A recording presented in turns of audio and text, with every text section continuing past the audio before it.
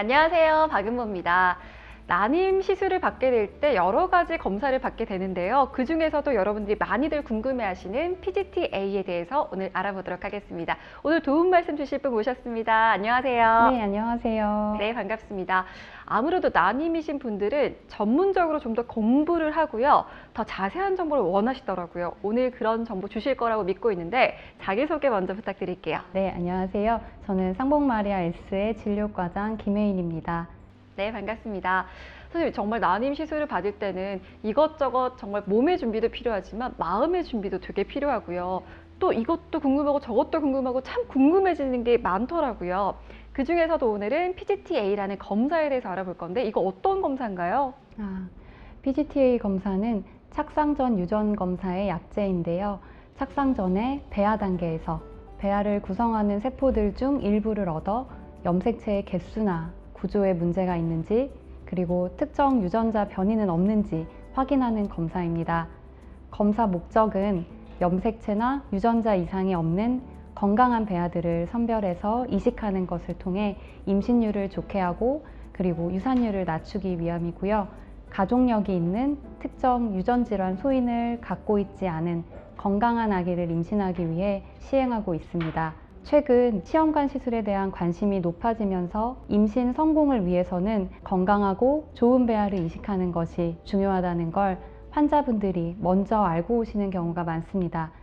만들어진 배아를 자궁에 이식하기 전에 건강한 배아를 선별하는 검사가 있다면 나도 받아보고 싶다 하시는 거죠. 그럼 이 PGT-A 검사는 시험관을 하시는 분들이, 그러니까 즉 배아가 있어야 검사 가능한 거니까 자연 임신의 경우보다는 이 시험관에 특화된 검사인 거죠? 네, 맞습니다. 네. 저 같은 경우에도 나이가 조금 노산으로 분류가 되거나 걱정이 되는 나이에는 시험관의 가능성도 있고 검사도 여러 가지를 받아봐야 되는 경우가 있을 것 같은데, 그래서 저도 인터뷰를 준비하면서 궁금했던 게 PGT-A 검사도 있지만 다양한 비슷한 이름들이 좀 있더라고요. PGS도 있고 조금 세부적으로 다른 것들이 있는데 이게 어떻게 다른 건가요? 결론부터 말씀드리면 환자 입장에서는 착상 전에 배아에 대한 검사를 한다는 의미에서 모두 같은 용어다라고 보시면 돼요. 과거에는 PGS, PGD 이렇게 구분을 하다가 최근 학계에서는 이걸 전부 다 PGT로 정의하고 있고요. 다소 복잡하고 어렵게 느껴지는 용어들, 예를 들면 PGT-A, SR, M이라는 세부 구분도 있는데요. 이건 담당 주치의 선생님이 잘 챙겨주실 거라 환자분들이 이 중에서 나는 어떤 검사를 받아야 되는 건지 하는 고민은 전혀 하지 않으셔도 돼요. 네, 그러면 세부적으로 조금씩 다른 검사들이 있긴 하지만 보통은 선생님께서 추천해 주시는 걸로 진행을 하게 되는 경우가 많네요. 네, 그럼 그래도 궁금한 게 PGT-A와 M, S 어떤 차이가 조금씩 있는 걸까요? 가장 흔하게 많이 하시는 일반적인 검사가 PGT-A라고 보시면 되는데 A가 아뉴플로이디의 약자여서 이제 염색체의 수적 이상이 있는지 여부를 확인하는 이제 그런 검사고요. SR은 이미 알려진 부모의 염색체의 어떤 구조적인 이상이 있는 경우에 그것을 조금 더 구체적으로 이제 확인을 하기 위한 검사입니다. 그리고 PGT-M을 시행하는 경우는 사실 가장 이제 드문 경우인데요. 가족력이 있는 어떤 이제 특정 유전자 변이가 특정 질환을 유발한다고 알려져 있을 때 그 검사를 이제 미리 확인을 하게 되는데, 특히 PGT-M의 경우에는 우리나라에서는 정부가 지정하고 있는 한 140개 정도의 특정 유전 질환에 대해서만 스크리닝을 할 수 있고, 내가 이런 가족력이 있는데 나도 PGT-M 해보면 안 되나, 이런 어떤 환자의 의지만으로는 검사 진행이 조금 어렵습니다. 네. 되게 자세하게 세부적으로 알게 되니까 병원을 찾기 전에도 좋은 정보가 될 것 같습니다. 그런데 이 엄마 뱃속에 좀 아기로 자리 잡기도 전에 정말 작은 게 이게 배아잖아요. 사실 눈에 안 보이는 크기잖아요. 이 작은 배아에서 뭔가를 세포 소식을 떼어내서 검사를 한다는 게 뭔가 좀 걱정스럽기도 하거든요. 이 작은 거에서 어떤 과정인가요? 검사를 앞두고 가장 많이 걱정하시는 부분이 괜히 검사를 했다가 배아를 망쳐버리는 것은 아닌지, 또 검사 때문에 나중에 태아가 안 좋은 영향을 받지는 않은지 무섭다 하시는 건데요. 이 부분에 대한 걱정은 내려놓으셔도 좋습니다. 검사는 포배기 배아, 일반적으로 5일 배아에서 검사를 시행하는데요. 이 단계의 배아는 미래의 태아가 될 부분과 태반 등 지지 구조가 될 부분으로 뚜렷하게 나뉘게 됩니다. 이때 태아가 될 부분은 저희가 검사로 건드리지 않고요. 태반이 될 부분에서 조직 검사를 통해 10개 미만의 세포를 얻어냅니다. 이 검사가 시험관 시술에 처음 도입된 것이 1995년이고 지금처럼 23쌍의 염색체 전체에 대한 검사가 가능해진 것이 2008년부터이니까 거의 20년 이상의 임상 데이터가 축적되어 있어요. 이미 검사 방법이나 결과가 갖는 의미가 잘 알려져 있는 안전한 검사라고 할 수 있죠. 미국 정부에서 발표하는 난임시술 국가 데이터를 보면 미국에서는 연간 약 5만 건 정도의 PGT 주기가 시행되고 있고요. 전체 시험관 시술 주기의 30%에 달하고 있습니다. 미국에서 시험관 시술 환자 3분 중에 1분에 가까울 정도로 많이 하고 있는 검사입니다.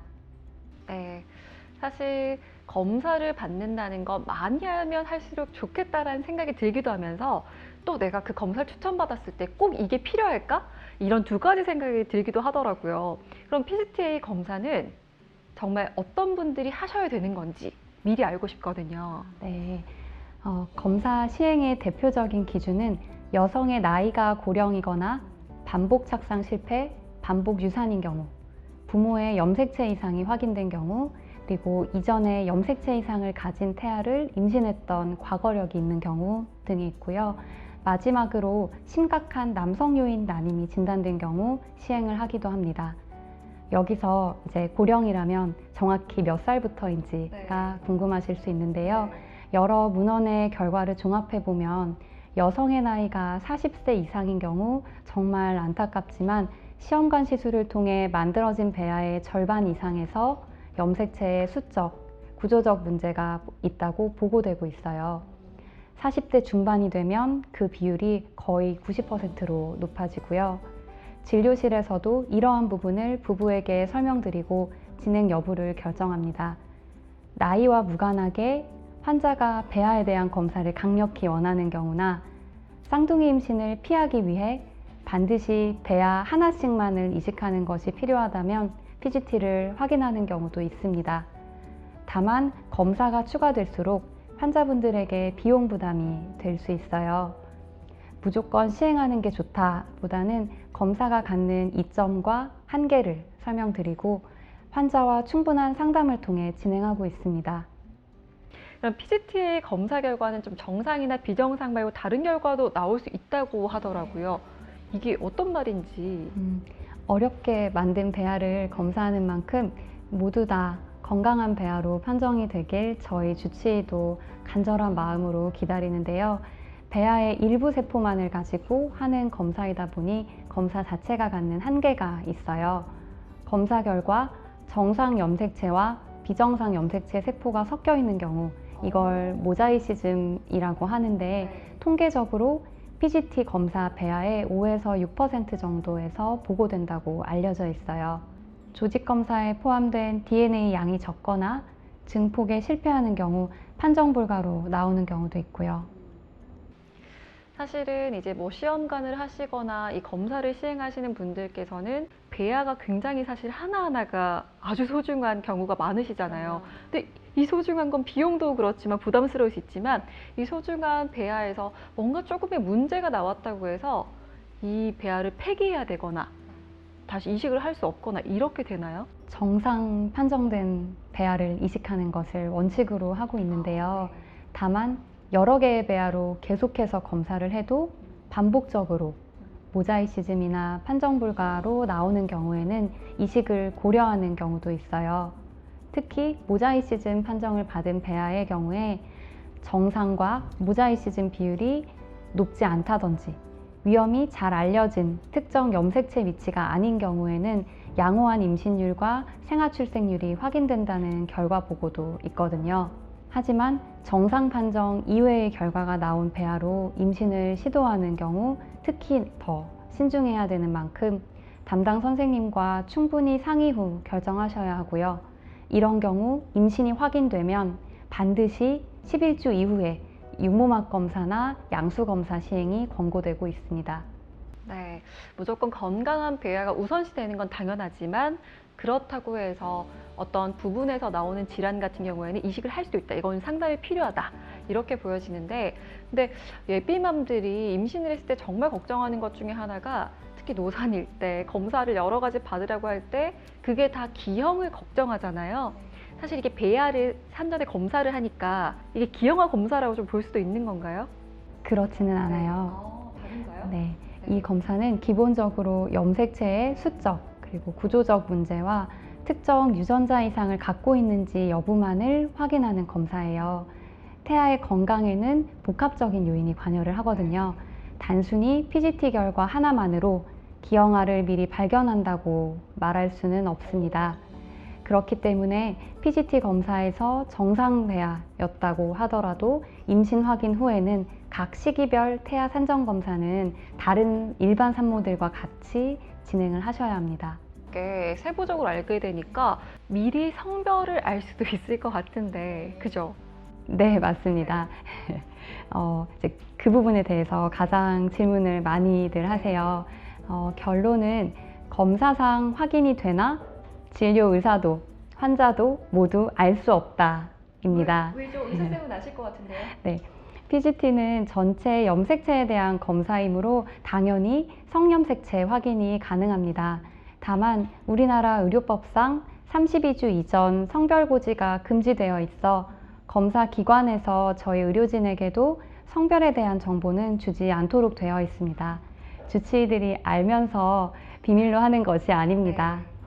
아, 검사에선 알지만 선생님에게도 그 정보가 전달되지 않는 그럴 수가 있는 거군요.